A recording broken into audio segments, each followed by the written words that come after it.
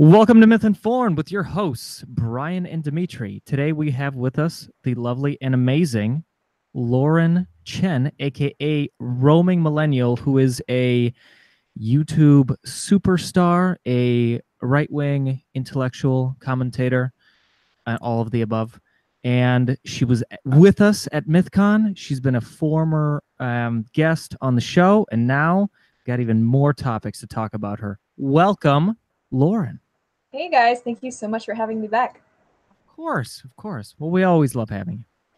Yeah, absolutely. Really don't forget CRTV Star too. Yeah, Blaze TV now. And Blaze TV now. Yeah. Yeah. So what happened with that? Did they get bought or? It's a merger. Right now we have like co-presidents. So it's like, yeah, both teams have stayed on, like, as far as I know, in their entirety. So now we're just like one mega conservative media channel. You know, we have like the online aspect, which is kind of what I'm doing, and then through Blaze we also, like, there's a entire I think it's satellite channel, and you know, on radio as well. So it's like we're pretty big. It's yeah, it's been kind of cool adjusting, because it's like I have a whole new Rolodex of people to get familiar with, but it's been good. How is it different? Is it corporate-y, or is it still feel like you're an independent artist? So that's what, like, when the merger happened, what my biggest question was, and like Liam, who's the producer, that's what we were kind of wondering. It's like, all right, cool. How does this affect us directly? And honestly, so far, it hasn't really changed much of our day to day. Like, we're still completely responsible for our own content. You know, we come up with the topics, we write, we shoot, we edit and release it entirely ourselves. So you know, in that sense, we're still very much independent, but it's been great. Like, with the whole the Blaze crew, we've been able to do, you know, when I was in Dallas last time, we did some updated like headshots and stuff. We're getting a new graphics package. So I mean, so far it's been good, and it kind of hasn't really changed much. And I think if you watch the show, you've seen, like, there hasn't been this big, I don't know, a lot of people were worried that it's like, oh no, now Glenn Beck is writing your show and owns you. Just like, what? No, like You're telling me they don't censor you? So what if you decide all of a sudden take up a left-wing position? What, they're not just gonna, you know, castrate you on the spot? As far as I know, no. And it's funny because like, the last time I was in DC was for the whole Media Matters thing, or sorry, Media Meltdown thing. There were a bunch of different Blaze hosts talking about the whole, I guess, controversy surrounding the media, Learn to Code, the whole Covington thing and all that. And you know, Eric Bowling and Glenn were going at it. Me and Eric had some disagreements there. You know, it's true, we are all still conservatives, but there are a lot of things that we don't see eye to eye on. And I mean, it's good that we can still have those discussions. How would you say it, like, differs from when people think of conservative media? They probably think of Fox News. The only thing people think of. A lot of people do. I mean, that, like, Tommy Laren's about the only, or Crowder, I guess. Well, I think there's, like, definitely overlap there, because I mean, Eric used to be on Fox, Glenn used to be on Fox, so there's like an overlap in the audience. But I think what makes Blaze TV different is that you also have people like me, like Graham Allen, who are kind of like, we're not so much establishment, right? We're more, I guess, especially me, like, new, right? And then you have people like Ali Stuckey and Steve Dace, who, you know, they actually go into just talking about the Bible and Christianity, which Fox News, I mean, you know, they kind of like push the Christian line, but they don't actually go into anything like scripture and stuff like that. And Steve Dace also has, like, Blaze TV now actually has a whole show that's just dedicated to sports. There's also comedians like Crowder and Chad Prather, who's a new show host we just added onto the lineup. So they're kind of comedians who also dabble in a little bit of commentary, but their main shtick, I guess, is being funny and making people laugh, and they're good at it. So I think, yeah, it's a lot more entertainment focused than something like just straight up Fox News. And I think we're a lot younger than them. That's cool. Like, accessibility, I think, is a big part of it too. So, like, people can actually interact with you directly a lot easier than they can Tucker Carlson. I mean, for example, like, you know, we just got a super chat on the YouTube where, you know, somebody's asking, what are your thoughts on producers, or actually it is the Dashing Rogue. Unfortunately, I apologize, Dashing Rogue. My computer is not well lit, so it doesn't. Okay, the Dashing Rogue, but he asks, what's your thoughts on the client producers relationship? What level of disclosure is necessary to maintain that relationship? Oh yeah, so this is a guy who really doesn't like Liam. This guy, I've had to like mute him from YouTube and from Twitter. He's like really got to be in his bonnet about Liam. I think he was trying to say on my last stream that I was on that Liam like Harvey Weinstein me. You're talking about Liam Neeson, right? I wish. No. Yeah, but yeah, my producer. We'll get into him later. Yeah. We've been working on the show like since it existed, and I think it really bothers him that he's also my fiance. So, yeah. So, meaning like there's no separation, but that's like a family-owned business, more or less. I mean, how would that be any different than a mom and pop shop? Yeah, I mean that's how we see it because we ran the YouTube channel together before we were even with CRTV, before it ever became the Blaze. So like we're very, very much like a family-run business. So yeah, I mean, and so is Crowder's crew as well. They have family members working. And I kind of prefer that just because I feel like the whole trust thing when you're working in this kind of thing is really hard. And I'm sure you guys have found it too. Like you guys are lucky that you have a team of 3 of you and you guys work so well together and you have that friendship, because otherwise it can, I don't know. It's like, it's a sketchy world out there and trying to find someone. It's up to 7 now too. So we're kind of paired up. We're growing the small team. Yeah. But like, let's flip it over to Liam Neeson because he came up. He's in the news right now. In the nude. He's in the nude. No, actually, I wish the guy that was in the nude was the Maroon 5 guy. Right. That's a dumb story. But we weren't even gonna go there. The you and titties are just like this. Yeah, I guess. I like the male nipple. I whatever. Anyways, the Liam Neeson, like he apparently gave an interview with the BBC where he was saying like 20 years ago, 40, that in response that's one of his friends or somebody knew got raped, and it was by a black person that he wanted to take some kind of like tribal revenge. And for a week, he was actually on the hunt to like carry out a threat, like take somebody out that just happened to be of the same race. Now, he didn't do it. He's then thought like his rage is caught up with him. He never did it, but he kind of admitted, man, I was in a dark place then. This is a crazy time. And now he's had an event canceled and people are absolutely ripping him to shreds. What are your thoughts? Well, it's funny when this story came out, and I was on Twitter, and I was like, Liam Neeson is trending. Interesting. So I clicked on it, and at first, like I kind of skimmed the story. I thought that his response to his friend going through that was to want to like murder or hurt that specific guy who had raped her, not just any black guy. But it wasn't until I actually like read one more time, and I was like, oh, that's why people are so mad. Yeah, that is way, way worse. Obviously that's a terrible thing to feel, and I don't think he was justifying it as something that was rational or a good thing. I think it is kind of, I'm surprised he admitted it like at all. If I were him, I never would have said it, but I don't think it's right to sort of just set someone's career in flames for a feeling that they had like, what is it, 20 years ago. So that they didn't act on. There's a difference between thinking I want to really hurt that person, even if they're innocent, and actually doing it. Yeah, exactly. Like that's the thing. Like it's literally just a thought that he had. Again, granted, it was a messed up thought to even entertain, to want to take a racist revenge against someone. But still, he didn't act on it. He realizes how messed up it was. He was driven by, like, I don't know, condemning him entirely because of it. It seems like overkill to me. Yeah. Well, the other thing is, I mean, he's got fuck you money, so honestly, I mean, if he wants to speculate, and probably, I mean, he's seeing this politically correct culture that we have going on right now. So, I mean, maybe he just wanted to set things straight and really speak from the heart. And the more stories we have, something like this coming out, and people just getting fucked for thought crime, I mean, I think that's really where it's important to show that people are getting attacked for these things, and this is not okay.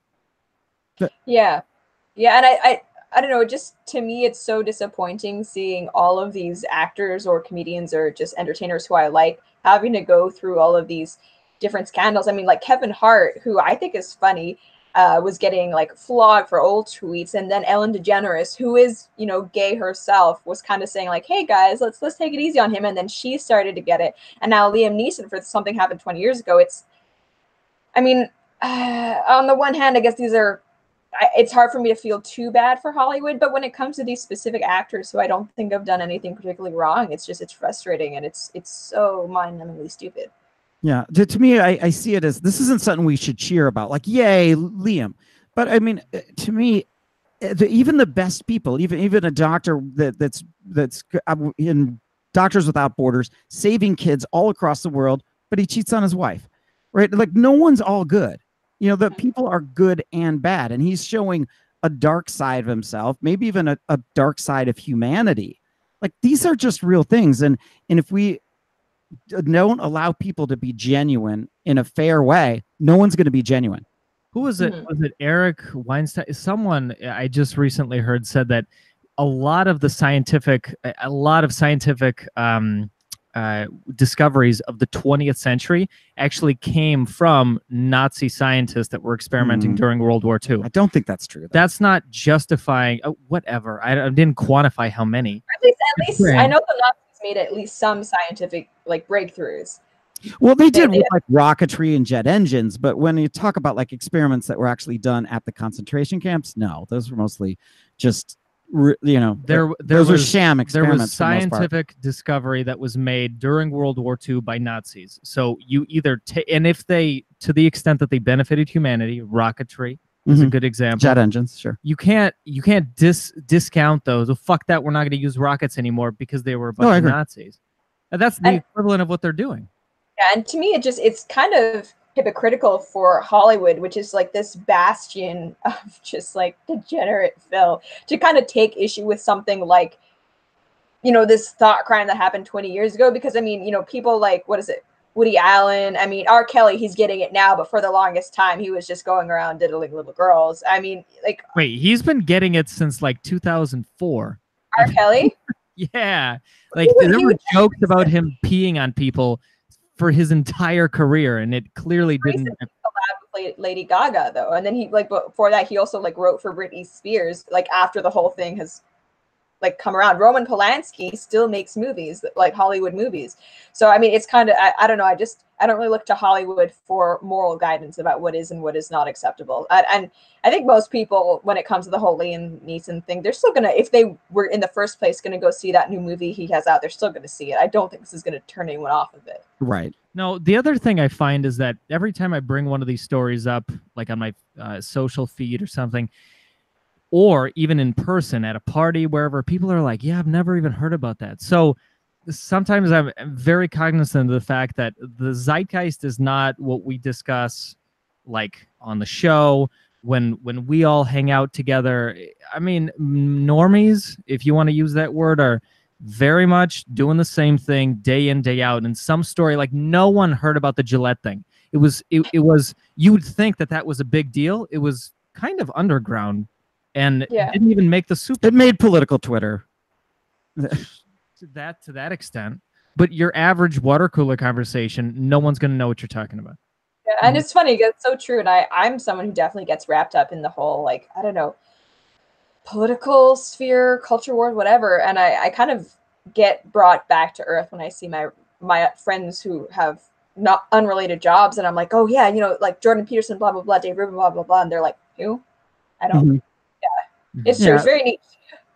But it seems like those kind of thoughts, I've seen, say, like a black trans person say, you know what, I'm just sick of dating white people or something. And you kind of get it, right? You can empathize with that person. I'm not going to hold that as a thought crime.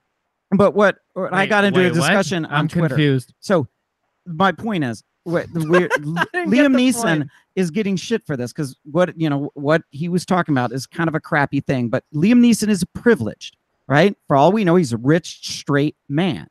So the thing is, we can't have any empathy for the privilege. I swear, I said this on Twitter to someone that I would have a lot more be sympathetic to social justice, like in an empathy kind of way, if we could also not negate sympathy for the privileged. Because when you negate that, now I don't want to feel sympathy for any of this. Like, it's stupid that you have this Star of David, so we can't feel sympathy for you.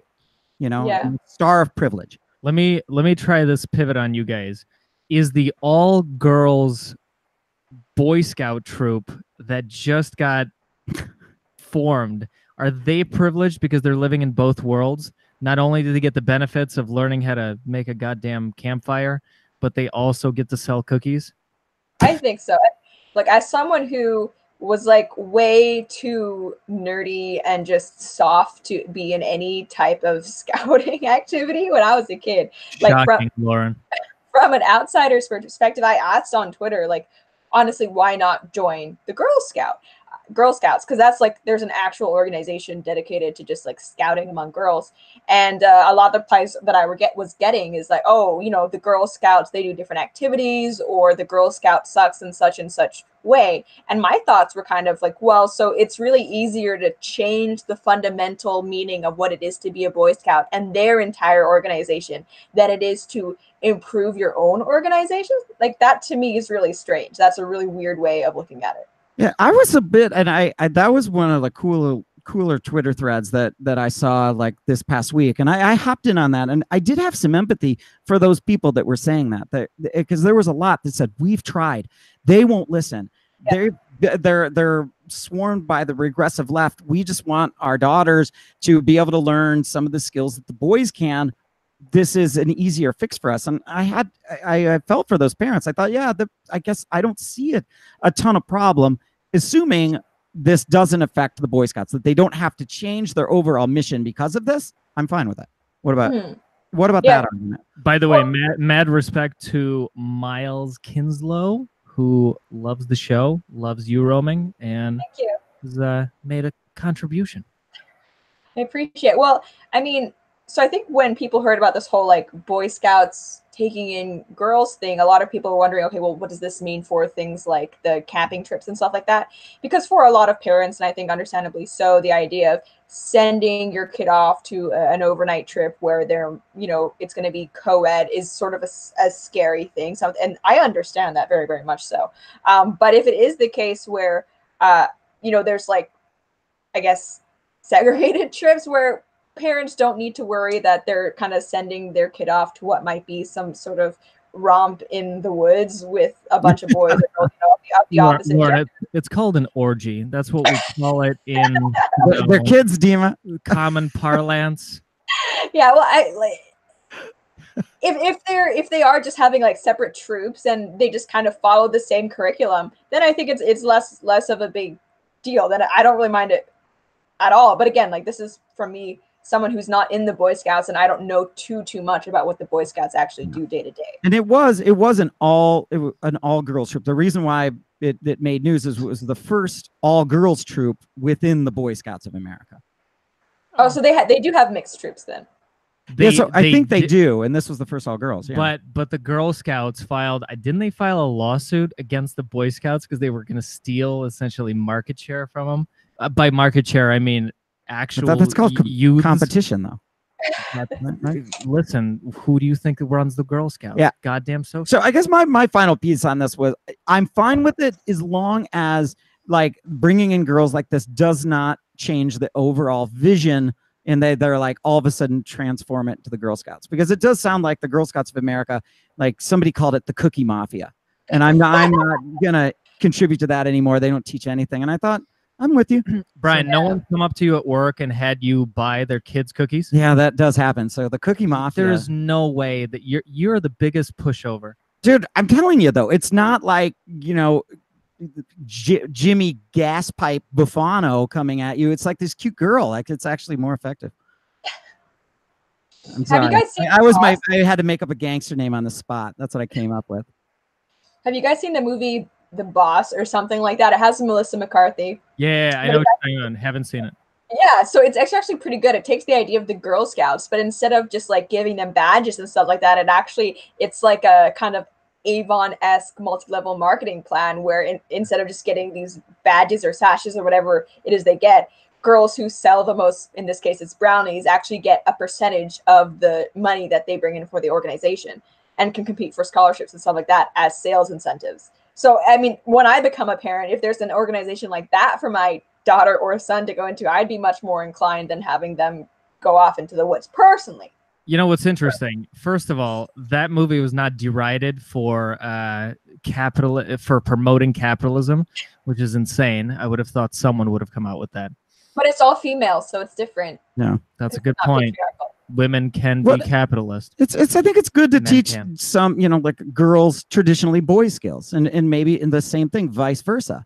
Which is another thing why I think Liam Neeson's bullshit. He was sharing his feelings and emotions instead of being stoic and bottling it all up, and we still eat his lunch. Dude, people can't share their emotions these days, or they can't. So, like, take the dude from Virginia. So the guy that was just accused. So Virginia's a dumpster fire.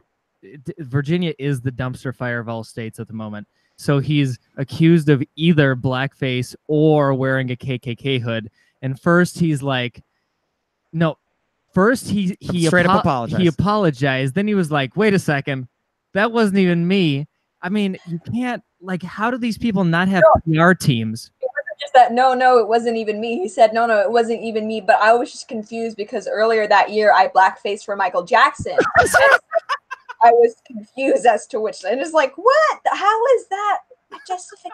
And if it wasn't for the good sense of his wife, he might have actually moonwalked at the press conference. Oh my God. That was a ballsy reporter question, though, right? Like the guy goes, can you still moonwalk?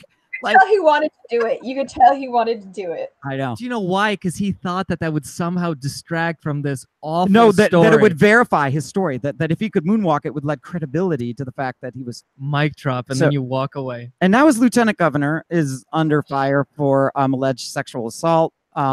Where it's complete, like he said, she said, no witnesses, I guess, in the hotel, for what I know. But then he turned around and he said, hey, it is very convenient that this story came out today. It must be the other side, what's it called, undermining me. Or yeah, and then some people said he may even the governor himself. And now the attorney general, like, preempted and said, I did blackface in 1980.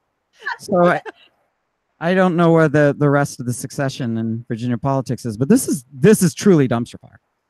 Yeah, I don't even know what they're gonna do, and it's funny for me, I guess, seeing all of the rest of the Democrats kind of come out and say, okay, like specifically North, I'm like, you've gotta step down, because I mean, this is the kind of situation because of party politics where them doing this makes all of the Democrats look bad, which I mean, I think it is kind of, anytime we have a scandal like this, where one person has done it, to kind of blame it on the party. But still, the Democrats, I think most of them are trying to get out in front of it and preempt it and say, you guys, you got to go. But it's funny to me that, like, Northam especially, like, he's not leaving. He's like, no, I'm staying. What do you think? What do you think? What do you think he should do? If you were, if you got advised to his advisory committee, what would you say? I think if he cares about his state, if he cares about his party, he should step down. Him continuing on, I think, like, you have to have a pretty big head to still think you're the best person to do this job in light of all the scandals that that have come up. And it's the same thing when Roy Moore was running for Congress. So many Republicans were like, nope, dude, don't do it. And after a certain point, it's like, regardless of whether you did it or not, you're just toxic right now. And he didn't step down. And I think that was a selfish thing for him to do. Roy Moore, like, objectively is a much, much shadier dude, right? I mean, like, the crimes that he has on his plate, I mean, really, like, this guy did something insensitive back at a time that I don't know if he knew that. Like, maybe he did, maybe he didn't. It's a different culture. Like, Roy Moore did that. Yuck. So I guess the maybe different perspective that we're coming from is that a lot of people want him to step down, not just for the whole either blackface or KKK hood thing, maybe both. But I mean, this was all kind of compiled on top of the post-birth abortion scandal that he was already wrapped up in. So I think a lot of people want him to step down for that as well. So it's like, I mean, Roy Moore, I never supported him. He should have stepped down. I think there was, like, enough coming out where it's like, regardless of whether you actually did it or not, you're politically toxic. And it was obviously nonpartisan because, like, the woman, like, a number of the women that alleged were Republicans themselves. So it definitely came up as nonpartisan, where this was clearly a partisan attack. I mean, right when I saw it, I knew that it was a right winger that went and dug up his stuff. I mean, of course it is. And I didn't know they had medical school, like, yearbooks. I didn't know that either, I guess. I mean, we don't know if it was associated with the university. But there's already precedent for this, and so now you have to rank it. Like, Al Franken resigned over sexual misconduct allegations. Al Franken was one of the most popular senators in the country, and that fucker could not save his career. So He didn't. He could have tried, I suppose, but he didn't. I give this guy 0 chances to remain in office if Al Franken had to step down. Yeah. Well, I mean, that's the thing. If we were just talking about the yearbook photo and nothing else, I would say that it wouldn't be enough for him to step down. That's what's been funny is that for I think the right wingers, the bigger deal was the abortion comments, but for the left, the bigger deal was the yearbook photo. So it's like now there's this unholy alliance of everyone wanting him to step down. But like, frankly, just me, if it were just the 20-some-year-old yearbook photo, I don't think that would be enough for him to step down. Yeah. Okay. Well, that's fair because I honestly think I can fast forward 40 years. There's going to be some awesome woman that's governor of the state. And then when she was 19 on spring break, she like screamed at this girl when she was drunk for being fat and ugly. And like, that's going to like ruin her career. And like that she was 19 and drunk. Come on. Let's put it out there. Romy, it's Feb 6, 2019. This is your opportunity to give us your blackface moment before you run for politics in another 20 years. So, well, you know what? Where were you? What were you doing? This whole thing has made me wonder. Was blackface really that common in the 80s? Because it seems like everyone has like their own blackface story. Yeah, I know. With the AG coming up. Now, you mentioned like abortion is what got him into this.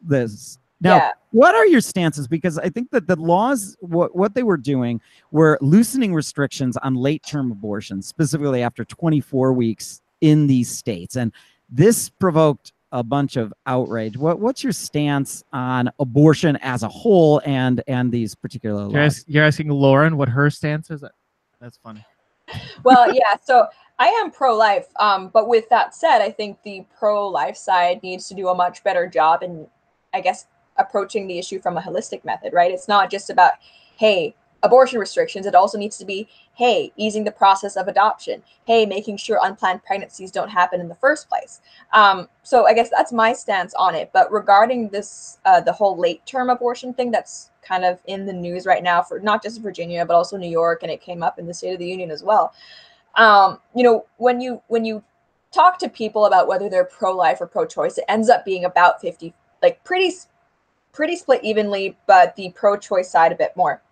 But if you ask people whether they favor like abortions anytime, no restrictions, that's actually a pretty small part of the population. Right. We're talking about like 24 weeks or even later. I think the issue is that those are, because of all the advancements of like modern medicine, those are like viable fetuses. So I think a lot of people who are looking at these laws are wondering like if the procedure kind of dictates killing and killing the fetus first before delivering it, why not just deliver it first, remove it from the body if that's what we need to do, and hope that it survives, and the mother doesn't need to take parental responsibility. If she doesn't want it, it can be put up for adoption. The idea that like we're now talking about viable fetuses, that I think is disturbing to a lot of people who may not even identify as pro-life and who aren't even necessarily conservative in any way. And I think this is an issue that has kind of like brought about a lot of centrists who are now saying, okay, like I support abortion, 8 weeks, 14 weeks, whatever, but 24 weeks later, the Virginia Kathy Trance, she was saying, kind of like the moment before dilation and when they're about to give birth, like I think for a lot of people that's just a no. So with that in mind, Lauren, given the fact that you're coming at it from a religious, actually I'm not coming at it from a religious standpoint. That was going to be my question, is with taking religion out of the equation, if you take out if you kill a viable fetus, what is it that your objection is? Simply to like on some human non-religious level, just like on a basic like murder level, which I think is pretty just on a basic murder, basic murder. You have a 1-second-old infant, right, that has all the protections that you and I have, right? But yeah, 10 seconds before it didn't. So at some point you are going to have to define when that fetus or baby receives the protections. Right. And I think, Ben Shapiro brought up a good point, and he's someone who is religious, but when he's talking about the issue of abortion, he makes a lot of arguments that are not specific to religious people. Does the vaginal canal like through some sort of, I guess, mystic powers, bestow on these fetuses the right to not be murdered? Like, is that like that can't the passing of that what we are basing all of these laws on? And because that's a really interesting question to have. And you mentioned, like, am I pro-life because I'm religious? I'm actually not. I'm pro-life because I started learning more about fetal development. So, you know, if you look at the fact that from the moment of conception, the DNA of the embryo at that point is completely distinct from the mother's and contains in and of itself a genetic code for an adult that can never be replicated. You know, a lot of people will say that's enough. Some people might say, no, it's when the heartbeat is developed. Some people might say, no, it's when the neural system is developed, whatever. And we can have, that's a nuanced debate. I think it's important to have. But when we're talking about like right before birth versus after birth, there's not really, I think, a lot of either meaningful, philosophical, scientific, biological, constitutional, whatever arguments that you can make to distinguish between those two beings. All right, I'll give you one that's very controversial that people don't bring up, especially because we're all so politically correct. So, hearkening back to times of World War II and eugenics, obviously we completely reject everything that the Nazi regime did, including their eugenics regime of killing a bunch of Jews and gypsies and Ukrainians, anyway, a ton of people. When people bring up eugenics in the 21st century, they talk about things like, okay, you're about to have a baby that's not going to have any kind of quality of life. They may be mentally challenged, they may be physically challenged, whatever it is. At that point, is it a viable argument to bring up eugenics and say, okay, I as a parent, or in this case, the mother, don't want to bring someone like that into this world, and frankly because the mother doesn't want to take care of it, also doesn't want society to be responsible for it either? Yeah, it's actually this was the topic of our Tuesday video, which is on either Blaze TV or on iTunes as a podcast. But it's I'm very, very hesitant to bring up anything to do with the Nazis when we're talking about political arguments nowadays, just because it's so done, you know. But when we're talking about eugenics specifically, eugenics just basically as a concept can either mean negative eugenics, preventing people with perceived undesirable traits from reproducing, or positive eugenics, meaning encouraging people with desirable traits to reproduce. Right. I very much believe that, hey, if you're a smart person, you're good looking, you can have children and raise them well, like, yeah, go for it, have a lot of babies. And if you're, someone who wears socks with sandals, maybe no kids for you. But like, that was a joke. We know. But specifically, talking to an immigrant, of course I wear socks with sandals.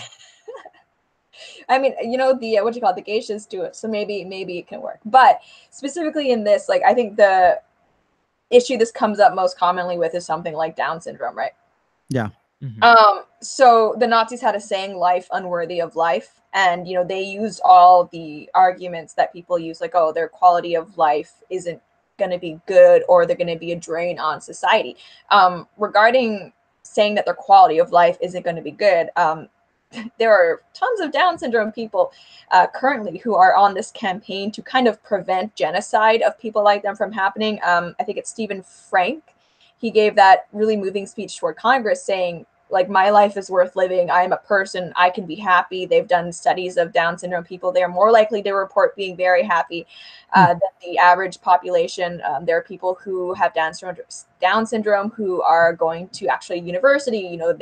They're getting married. They're working jobs. They're being productive members of society. So, I mean, it's one thing to say that you personally don't want to have the burden of raising someone with Down syndrome, which obviously is a lot different than raising a more regular child. But it is another thing to say that I, in my almighty wisdom, am deciding that their life is not worthy of living. I think that's it's a dangerous precedent to set. And I guess in regard to just eliminating them because they're a drain on society, there are a lot of people who are drains on society. It's strange to me that we would start eliminating those who are completely innocent and unborn when there are other people I think would be more worthy of being eliminated from society, who we don't because they have protections. People like, let's say, MS-13 gang members. We don't just put them in the chair, electrocute them or whatever because they're people. We can't just get rid of these people. Yeah, they have rights too. Now, if you like have the law and you're where are you? Would you ban like abortion? So if it was up to you, what would you do? Obviously, you're probably going to make exceptions for life of the mother. Like, I don't know anyone that's not cool with that, and probably for rape and incest. But like beyond that, like, what would you dictate if you were like queen? If I were queen, yes, that is what I would do.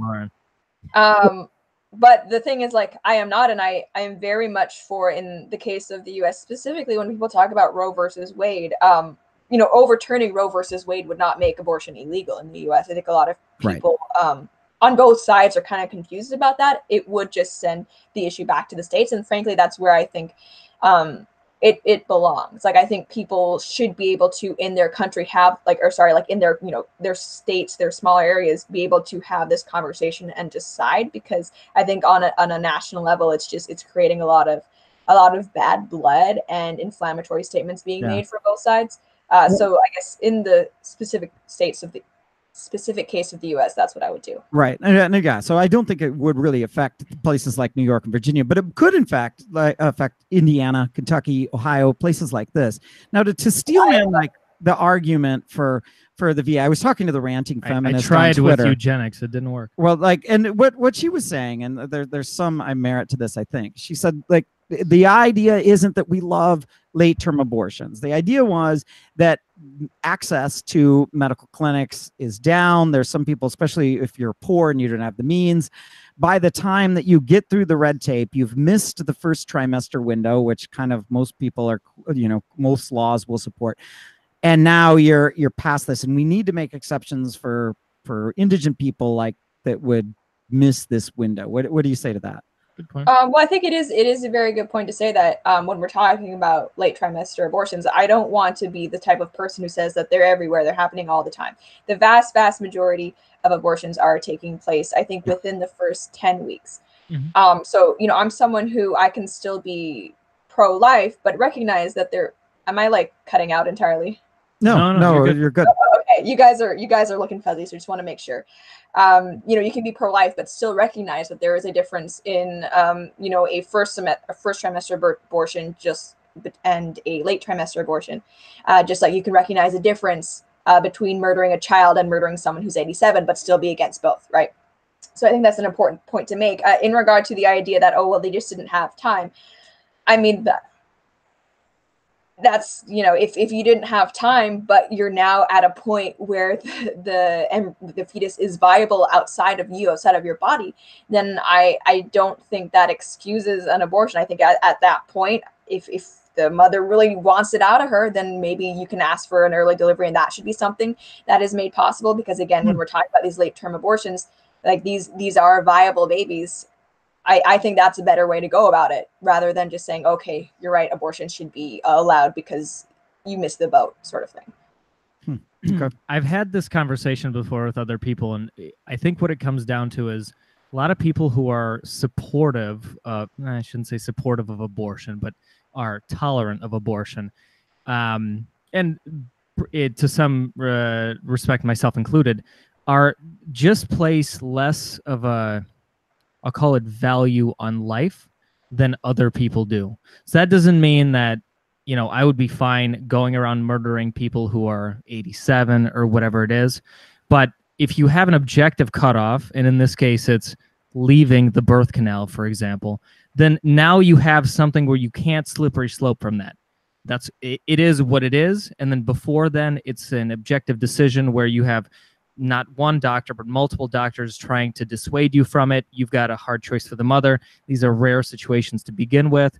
But once you start legislating when someone can, that then does become a slippery slope, because you're like, oh, 34 weeks? No, 20 weeks? No, 10 weeks? All of a sudden, you get to completely eliminating abortion altogether. And at the end of the day, humans are going to be human, and people are going to make poor decisions, and they need to be able to get out of maybe a poor decision that they made by sacrificing a viable fetus 2 weeks, 10 weeks, whatever it is, but then get on with their lives and be a productive member of society.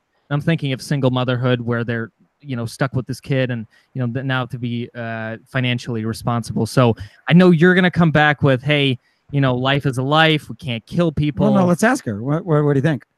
Well, I think, like, you know, you talk about people being able to get on with their lives and be contributing members of society.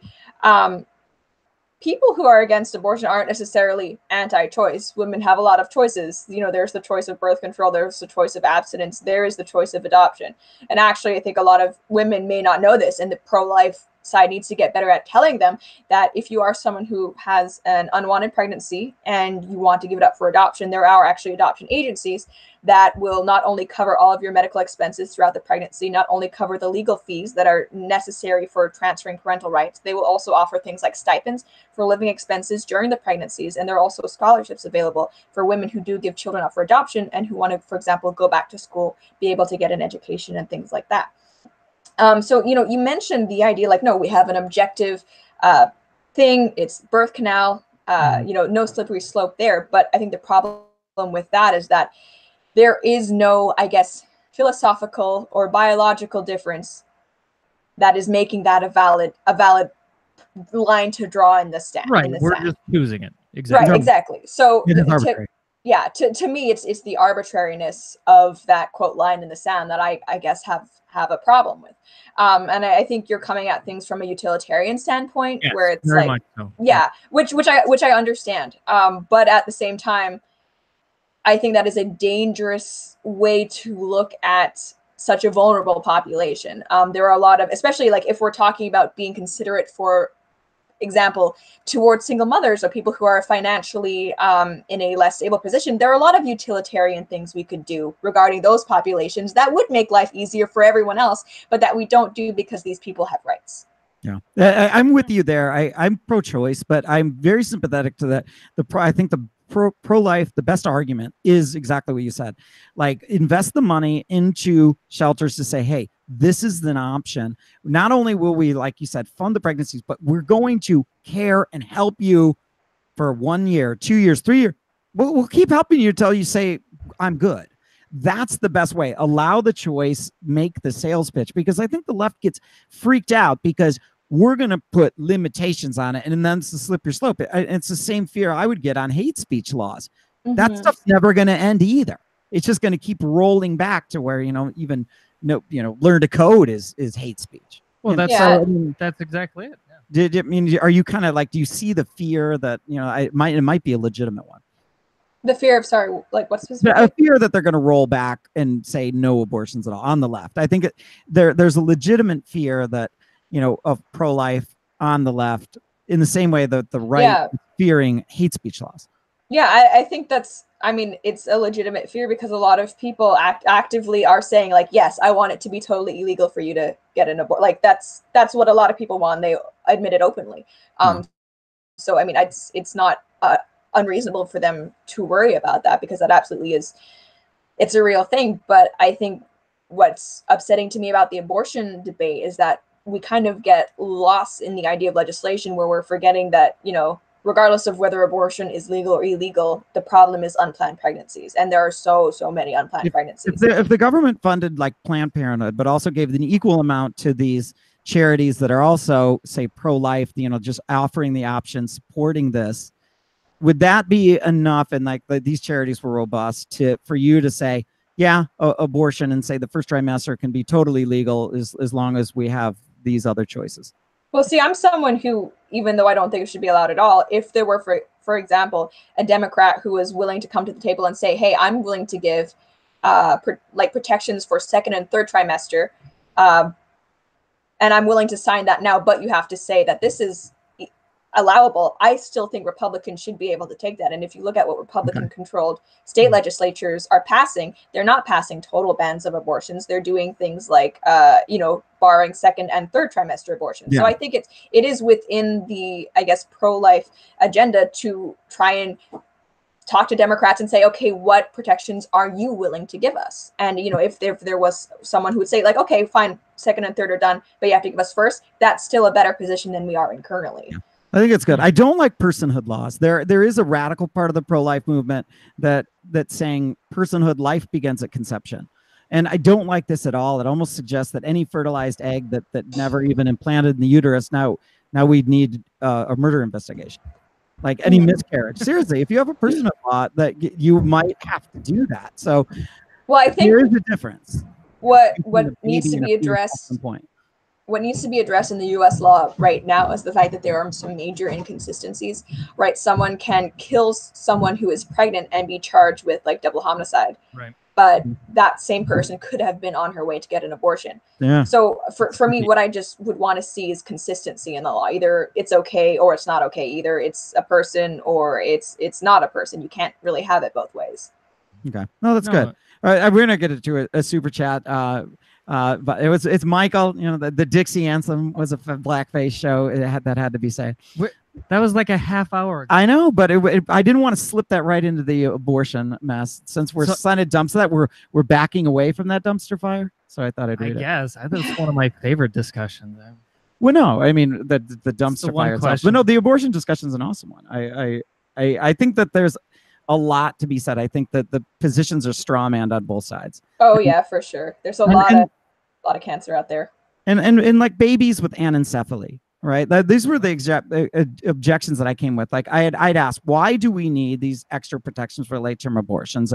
And I got forwarded an article of like some, kind of medical weirdities where, it's for these patients where the baby's not viable. But for all of them, like everyone that was listed, all of these could have been detected earlier. Anencephaly means you're when your neurons formed, like the neural tube, that you're actually born without a brain. So if you have a head at all, like you don't really have a brain. You just have the brainstem. So you're not viable. You'll die. And then there's other like trisomies, like trisomy 13 or trisomy 18. Like you're not gonna live. But all these things are detectable long before. So I mean, you would know this in the first trimester. By the way, there's someone in the super chat that agrees. Well, I didn't say this, but I agree with it. Personhood begins with consciousness. So that's what I would use as a. But that's hard as well because, I mean, philosophically speaking, a newborn is not conscious in the same way that an adult is conscious. They're not sentient in the same way we are. They know they're hungry. I guess. Yeah. Well, then you could say a fetus knows. You're like right. I mean, because Liam's levels of consciousness. Yeah, exactly. And Liam's taking he was taking this biomedical ethics class, which I thought was really interesting. And of course, a large part of that was the issue of abortion. And there was this one philosopher who, like he was saying, like, yes, we should base it on the issue of consciousness. But then she kind of herself had to admit, BT dubs, this does sort of leave society open to accepting infanticide. And Ben Shapiro, when the idea of consciousness is brought up, he often likes to bring up the coma patient. Like if someone is in a coma, are they fair game? That is a really good argument. I've been thinking about how to beat his argument on it, but I still can't come up with anything. So smarter minds than mine will have to crack Ben Shapiro. At some point, the protections are reasonable to take. You would do this if in a normal birth, like, and all of a sudden if the baby is a breech, right? I mean, you're doing this the cesarean section that you're going to do is that's more for the baby than it is for the mother, right? And now obviously that she wants to do that, but would it be, she's like, screw it, I don't want to scar, I can't imagine a mother would do that, but like at some point that I can't imagine doctors would like to do that. Well, we're going to have a latest term abortion because she doesn't want a cesarean. Like no one would do that, but you have to consider it where what fetus deserves protection. By the way, Stan is coming very late to the party, i.e. we talked about this like at the beginning of the show. But he's saying it's funny that the assistant VA governor Fairfax has hired Brett Kavanaugh's law firm to represent him. And Lauren, he also says to give his love to Jill. Yeah. Oh, and it's true. I believe that her team hired Christine Blasey Ford's lawyers. I think that's also true. So, deja vu. Yeah, is what they say. That was terrible. That was terrible.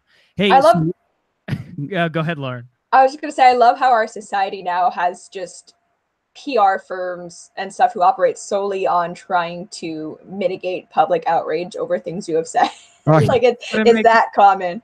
It makes a ton of sense. I mean, think about it. In 27 years, when your blackface moment occurs, who are you going to hire at that point? You have to think about that right now. Yeah, exactly. Connections. Actually, what I like to think about is that I wonder what our like blackface equivalent will be. Like, what's the thing that we all do now, or at least a lot of us do, that apparently is fine now, but might in 25 years from now just be career ending. I like to think about maybe that. we get super sensitive about Native Americans, like even more than we are 25 years from now, and all the period blood thing, then it comes back to haunt those guys. It's going to be eating chicken nuggets. I guarantee it. Factory farming all the way. Maybe. Oh yeah, that's right. Like hunting, fishing, you know, like you got a video of, you know, you had a GoPro on your deer hunting, and I don't know. Not if Joe Rogan has anything to say. Well, people are like celebrating their kill, right? And then, but see, what frustrates me about that is that I think hunting is a lot more ethical than buying something that's factory farmed. Yes, exactly. But people who hunt get more flack because they're actually posting the photos, and like it's identifiable. They're identifiable for it, but it's illegal, at least here, to kill an animal and not harvest the meat. Like if you spoil the meat, you can actually be fined and stuff for that. You'll lose your hunting license. So I think it's actually way more ethical to do something like that than to just buy something that was like factory farmed. Right. And these populations will eventually get culled by like coyotes or something too. I mean, if there's not hunting.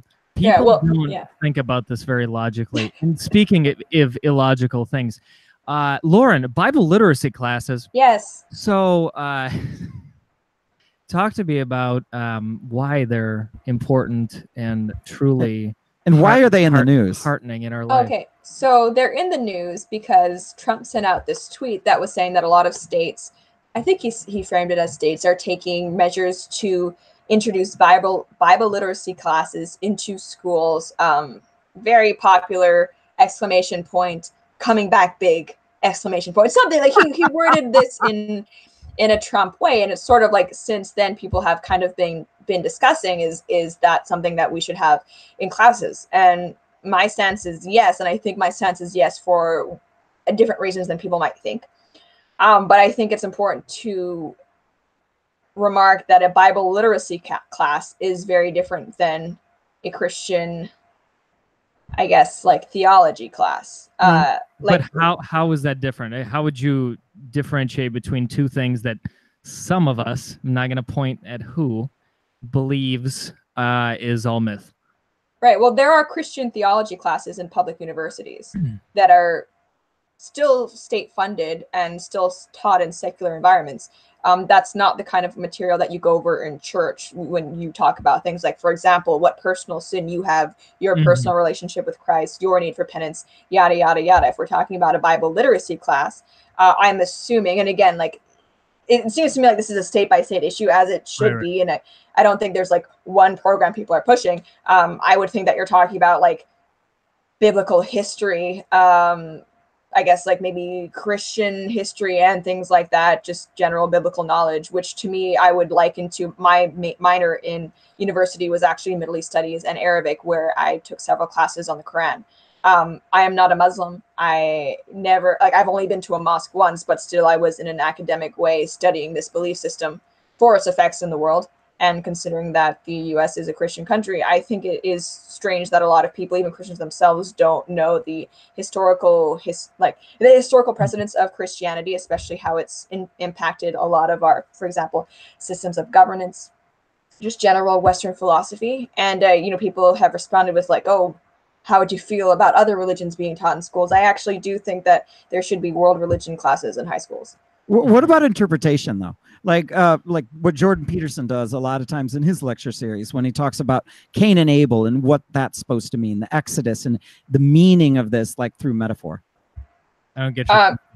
So do you think that should be like? Yeah. Would you object to that, or would you empathize with people's objections if that kind of stuff was being taught in Bible literacy?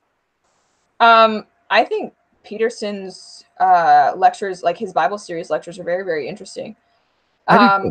I do think that they take on more of a psychological component than straight up, like, for example, studying the Bible as either literature or for its historical significance. I think that would be more appropriate for students at an older level. I mean, for all of these things, though, I think it would be most useful in high school when students are ready to learn more about, for example, literature and history and things like that. But I like Peterson's lectures on that. I think the difference is when with Trump's tweet and essentially what he's promoting, obviously he was voted in by Republicans, and Republicans for the most part tend to swing more toward Christianity. Had he said religion literacy classes, that would have been a completely different thing than Bible literacy. Now, some people can say, well, neither are good, but I can tell you, like, for example, in Germany, they have a mandatory class in high school, or the equivalent of high school, and it's either religion, and if you don't want to take religion, you can take ethics. I think that's the alternative. And so in religion, you learn about all of the denominations: Christianity, Islam, Judaism, probably others. Hinduism, Buddhism. Well, the others. Okay. And so that's not bad because you learn them equally. Like, these could all be bullshit, or, you know, these are all great. But I think that the problem with that is whether Christianity is true or not, it still has more of an influence on our culture than something like Jainism or the Sikh religion. Things like that, you know what I mean? But why would you elevate? So, like, here's an example. If your parents are Christian and they want to, in my opinion, brainwash you and take you to like a Sunday school class or a Hebrew school class, they can do that during their own free time. But with tax dollars, if you're going to promote an egalitarian society where everything is equal and you can, you know, your favorite color can be blue or red, you should be able to choose between Christianity or Islam or anything. Yeah, but you're living in a Christian majority society, so whether you believe it or not, it is still the most relevant and influential religion for the society that you're living in. You know, for all of our history, our current legal system, the philosophy that we base a lot of our ethics on, it's still the most relevant. And I think a lot, you know, you mentioned the issue with like, oh, the tax dollars are promoting it. There are, like I said before, university classes dedicated to Christian theology that are still paid for by tax dollars. It's true. But how do you determine, because it's a pretty crude lens when you just say Christianity. I mean, what are we going to do? Catholicism? We're going to do mainline Protestant, Jehovah's Witnesses, Seventh-day Adventists. You know, this is going to be really, really tricky. And I guess not really, actually, especially like I think if we're talking about Bible literacy through like the lens of how it's interplayed with history and affected stuff like that. I mean, like Catholic history is Christian history because at the time there was just the Catholic Church. So like there are actually programs like this already, for example, in Canada, where I'm from. When I was in, I think it's like 5th and 6th grade, it sounds like something similar to the model in Germany you were mentioning, where you have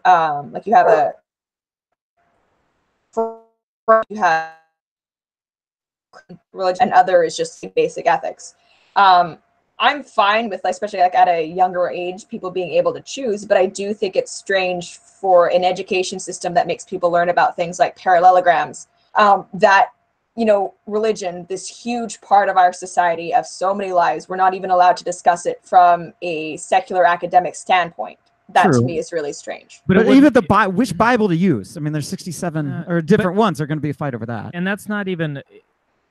you don't have to discuss it from a secular standpoint. I mean, me knowing that John lived in a certain time, if he did, doesn't help anyway in society, versus if I knew the basic tenets of the Quran versus the basic tenets of Judaism, then if I'm in Hickville, wherever, Alabama, and they have to learn the same things, maybe they're going to be a little more tolerant of me if I'm wearing a Star of David. So I think unbelievably it would be way more beneficial to have a general religion course than... Well, that's the thing, like you mentioned, I mean, specifically with like, for example, Jews, I do think that having a Bible literacy class would help a lot of Christians who maybe have like anti-Semitic leanings become less anti-Semitic, because I mean, I don't think you can be a Bible believing Christian and still believe a lot of the things that I see said about Jews on the internet, because it just doesn't make sense. And like, I think you're kind of pushing for, oh, we should learn about all religions. I'm not against that. I support that. But I think at the same time, we need to recognize that if it does make sense to place more of an emphasis on Christianity, specifically because we're in the West. But like, I do think that a lot of neocons might be less neoconish if they knew more about Islam, and a lot of like people on the far left SJWs might be less romanticizing toward Islam if they knew more about Islam. So I absolutely think more knowledge is better in this situation. It's going to be different, like whether we get like a Salafi version, you know, who's teaching the Islam, or you're getting a more moderate, like Quran version. But here's the problem. I think you guys are like approaching it from the how would this program even work? These programs like this exist in university classes and schools all over the country. And actually the conversation between what is Sunni, what is Shia, how does Salafism fit in, that's actually something even more that you should learn about. A lot of people don't know the difference between those. No. The only difference between the university classes, though, and doing this in high school is in the university, I'm investing in my future in fucking underwater basket weaving, right? Some part of the state is subsidizing that, even though it's a bullshit degree, much like feminist theory. So if I want to equally have a degree in Christianity, I can do that. And yes, some of it is subsidized by the state. In high school, we need to be a little more objective of like, okay, this is shit you should probably know, like civics or world religions or whatever. So that's the no one learns civics anymore. That's a big problem. You know, like I would cave, like, you know, we should be talking about the Federalist Papers more. We should be talking about I agree, totally. Government's in balance. Everyone seems like the president is everything when the legislative branch was supposed to be the primary branch. Mm-hmm. And they're not. They're neutered. Yeah. Yeah. No, I agree. And like I just think it kind of circles back to a broader conversation about like public education in general, because there's like a lot of things that I think should be changed. And I mean, I'm really hoping that when I have kids, I have the time and resources to be able to homeschool. But if not, I would still appreciate a public school system that works. Oh, and they're becoming a little more biased. I mean, even stories that are mainstream news, for example, the border wall, are being politicized in classrooms. So you're getting one particular slant, and you can't even talk about it objectively, you know, when you're in a clarum. Mm-hmm. And I think it was Matt Christensen. I don't know if you guys follow him. Amazing, yes. I love it. His videos are like, he's unbelievable. He's really good. He's amazing. So he recently did this video about this high school debate team. That it went on this whole like weird SJW-esque thing where like this one team was yelling at them that they don't understand racism or something because they're white and they should shut up about it. And this was supposed to be a debate about immigration. And I think like the judge ended up dismissing the white male team because he used quotes from Ben Shapiro and Jordan Peterson or something. And it was ridiculous because it's like this is a debate team. You would think if there was any place in like education that would be acceptable to bring in different arguments and look at them objectively, it should be on a debate team. That story was phenomenal. We actually knew about it 2 days before Matt did, but hey, yes. I'm not saying anything. No, so in that case, the opposing team, they were just assigned randomly with like a coin, something pro-con. And there were 2 white kids that were con, unfortunately. Not good for them. And then there were 2 Latin American chicks that were pro. And they read a slam poem as their, like, why immigration is good. And the other team was like, what the fuck? This is not I can't debate a slam poem. There's no defense I can do. That's just a work of art. And so they were saying that the other team was using unfair tactics, which rightfully they were. And the other team was like, fuck you, you're racist. But he's like, what? Do you want me to play devil's advocate on this one? Please, I'll try to steel man the other side. I watched the whole thing, including these guys taking their phone into like the tournament director where they were appealing it, right? They lost their appeal, but they got some concessions from the tournament director. But he said this. He goes, all right, the judges have admitted their bias. Like, you know them, you're allowed to question your judge and ask them what their proclivities are. And the idea is sometimes you will get a tilted judge one way or the other.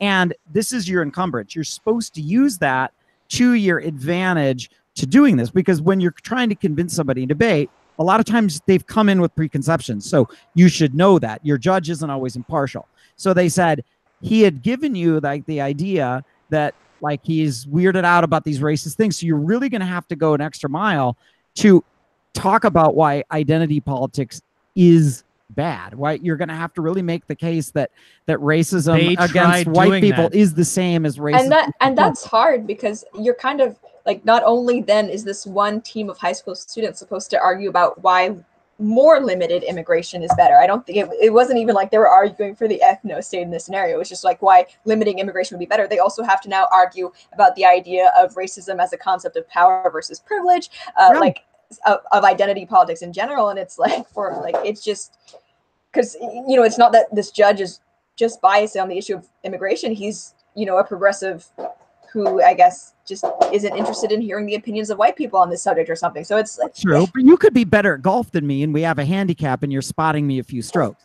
So, like in that way, like if you want to look at it in some ways, you could say, all right, if we agree and everybody knows, like you're going to get the luck of the draw. They tried doing that. They said that identity doesn't matter, and the Latin chick took offense at that and said, "What do you mean our identity doesn't matter?" But the tournament director said you could have done a better job of bringing that point home, and they didn't. Okay. I mean, I'm not saying it's fair, but I'm saying there is some merit to doing it the way they did it, to have biased judges and to just. Well, I mean, I think it's not just the idea that it's biased judges, because I think at one point from the clip that was included in Matt's video, the Latin American debater was just kind of like yelling at one of the white students or something like that, which I'm pretty sure is not part of like the modern official debate format. So I think there were a lot of problems with it, aside from even just the judge having a difference of opinion. Yeah, no, I agree. I'm with you. I thought that the arguments, and I thought that judge was especially snowflakey, but it is what it is. I was just trying to do my best to make Steelman the other side. I'm gonna let you read that one because I don't know anything about that that topic. No, there's another super chat. The public school system needs an overhaul from the Prussian military model of education, something more like the trivium style of education. Well, the Prussian military style, remember, with the drill guy, the guy that came over the parade, they honor that. It's the same parade that was in Ferris Bueller. I can't, the Baron von something thing, right? This was the Prussian military that made drill cards because he couldn't speak English. So all of the drills for the Revolutionary Army, he had them like on pictures. And this is how you would drill. Still confused. Didn't get anywhere. Well, no, I think the Prussian military style means like basic, hit the basics and keep it simple, stupid. So I know we didn't get to this, Lauren, but we're we're obviously we're over our Baron von Steuben. I think that could be Brian. Right. Go back and my favorite topic. But okay, well, quick thing on the border wall. Me and Dima, I want you to solve this roaming. You are gonna play Solomon, right? So Dima and I don't have to cut this baby. If you would, if you would. Of course you're gonna ask her, you asshole. I will try my best to be unbiased. On a draw. I got a great draw on my judge. All right, you're gonna have to argue well. So would you take? I know you're like in favor of a border wall, but Dima's telling me that the wall isn't going to do what it's supposed to do. We'd be better off with all these kind of drones and lasers and so on and so forth. You're strawmanning. Would you take that kind of compromise? You're completely strawmanning my argument. Would you take that kind of compromise? Oh, you mean instead of a wall, other forms of border security? Yeah, you explain it. Thank you. That's good. Not lasers. Whatever it is, whatever. Something other than a wall. What do you say?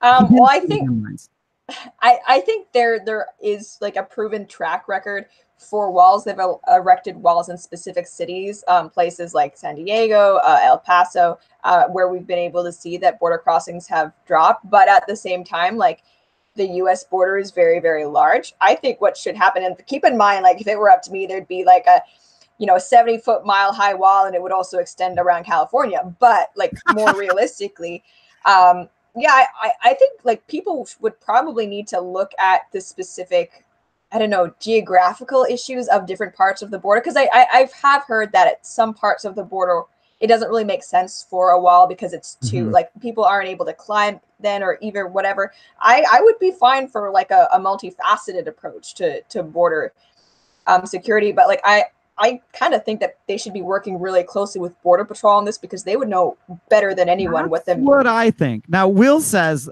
we'd be better off with more border control than a wall. What if the Democrats said, look, we're not doing a wall, but we'll give you 3 times the border agents?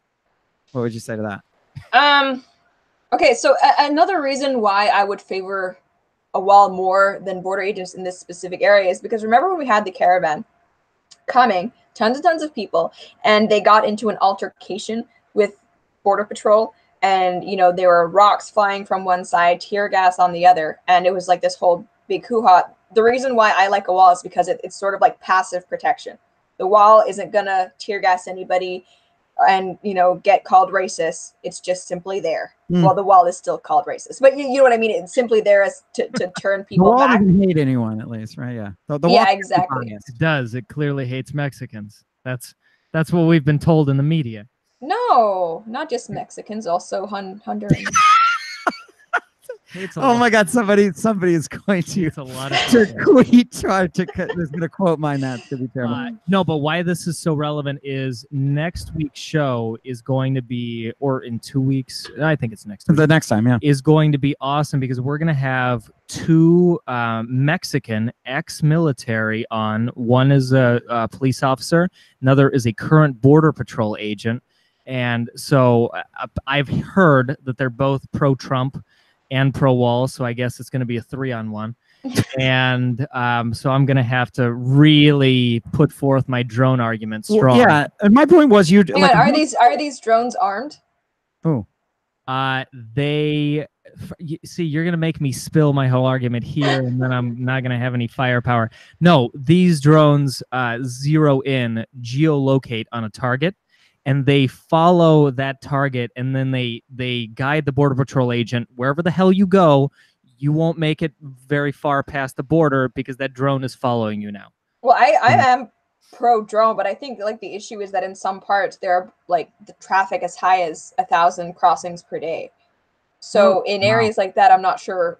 I'm not sure if that would be enough. But I think in some areas where it's more, I don't know, mountainous or barren or whatever, and there's going to be few to any crossings at all, something like that would make more sense than a wall. No, but imagine if you had it 10 miles or whatever it is before the border, and you get Mexico's, authorization to go into their airspace. Problem solved. How far? Even if you have a crowd of 10,000, 1,000 people. Okay, drone spots a giant crowd. Mexico's not going to allow that. No, don't tell me what they're not going to allow. It's Trump, baby. I wouldn't. If I was the president of Mexico, I'd be like, stay on your side. Fuck that guy. That's fine. Go on. I just think the drone is would only work if there were smaller numbers, because if there's 1,000 people crossing like sporadically, not just in a group, how are you going to keep track of all of them? That's a good point. 1,000 spread out people. Okay, well, all right. My drones will solve all of this. Believe me. You guys are not thinking this. I still think I need an entire show to explain the drone theory. Still, in general, you can't make like a substitute change of like, say, nursing at a hospital without consulting any of the nurses. Administration just would not do that. Like, nurses are highly skilled individuals that are helping out. I think Border Patrol is the same way. That this is you can't just administrative. When you bring me a Border Patrol agent who also has a degree in drone technology, then I will listen to that guy. So does the nurse have to have a hospital administrative like masters in order to give her opinion on nursing? Yes, believe me. And I hope I don't get chewed out for this, because I work with a lot of people in the healthcare industry who do not know shit about administration. They know about patient care. Why are we on patient care? Why are we talking about this? This is the analogy, though. You said that like this decision could be made above. I said, no, you can't without input from the border agents, the people that are down on the ground. Yeah, the guy that has never flown a drone. You know what? Drones. Drones 2020. Okay. Build the Dean drones. was just pissed that he can't get on ESPN drones. on Saturday morning on the drone races. That's what it is. Romig, this has been once again an amazing conversation. I feel like all of us learned so much every time, and we had a lot of great interaction from the chat, so that was good.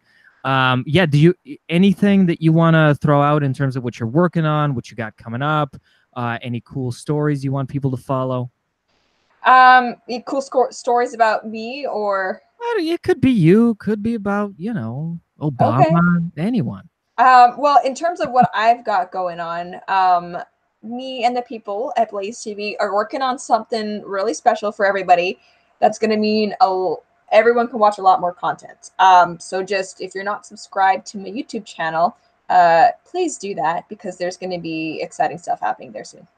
And we all are. That's awesome. Check out her Twitter too. There was a lot of great interactions. I enjoyed. Twitter is somewhat of a dumpster fire, admit, but if you're feeling crazy, you can mosey on over there too.